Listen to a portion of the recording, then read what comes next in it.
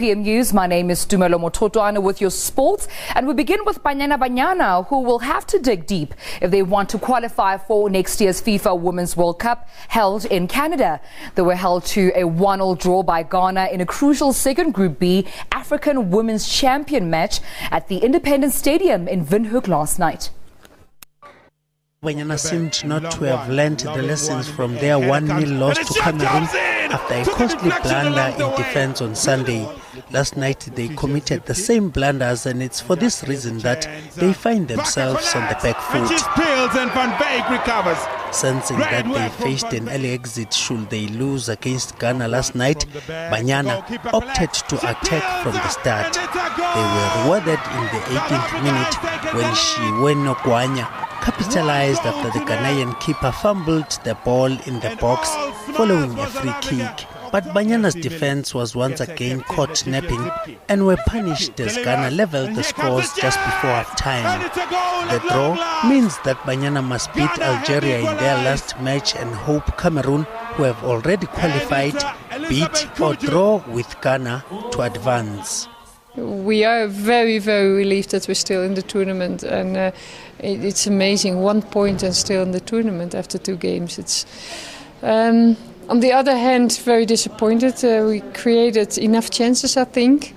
I must also say some decisions did not really go our side, let's say it politely.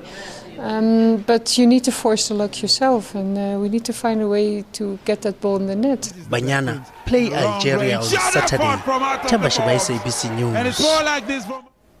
Banyana now find themselves in an unfavorable situation following a 1-1 draw against Ghana in their second match of the African Women's Championship campaign.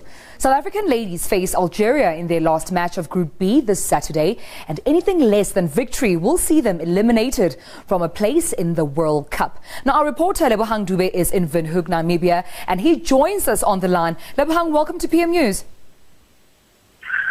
Thank you for having me in studio. Absolutely, we wouldn't have any other way. Now, my first question to you is, now our World Cup dreams hang in balance. Is victory in our next match going to be enough to see us progress to the next round? I think it's more about permutations. Look, if Cameroon beats Ghana and South Africa beat Algeria, then South Africa will then go through with 4 points.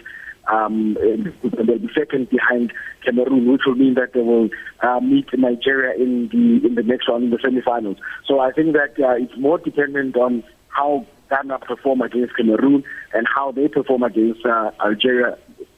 Well, they need a win, so they have to win. So they basically, it still hangs in the balance. But hopefully they will go through. They've got a better chance of qualifying compared to Ghana, because they've had basically two tough matches in the opening of the championship against Cameroon and Ghana. And looking at Algeria yesterday, that game, I don't think that South Africa could lose. But then Algeria's got 3 points, and they can just as well pat the bus and defend. But if South Africa can penetrate this defense, then score the opening goal, then Algeria will be forced to open up, and then it will be an open goal game. So South Africa have a better chance of actually going through. Now, regarding, of course, last night's game against Ghana, in your opinion, are we lacking concentration at the back? Look, I think that if you look at both games, the Cameroon and the Ghana game, Cameroon, the lapse of concentration when Roxanne Barker committed that error, which resulted in a goal yesterday, just minutes before, 2 minutes before half time, then they conceded. So I think it's more lapse of concentration towards the end of each half.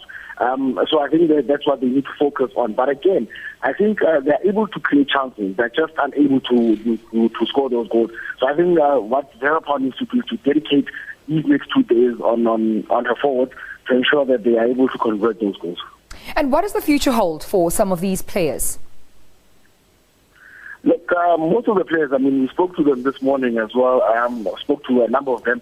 And most of them, they were saying that, look, they've been part of the setup, of the Banyana setup for a number of years. Some played in the 2010 edition of the AWC, some played at the 8th edition in the Equatorial Guinea in 2012, and some represented the country for the first time when South Africa qualified for the first time in the Olympic Games in 2012. So this time individually they'd want to achieve and qualify for the World Cup. And after that, because age for most of them is not on their side, they'll probably then retire. And so that's what they're looking for. But what I can sense is that should they fail to qualify, I don't think we'll see many of these faces in the team, I think most of them will decide to hang up it.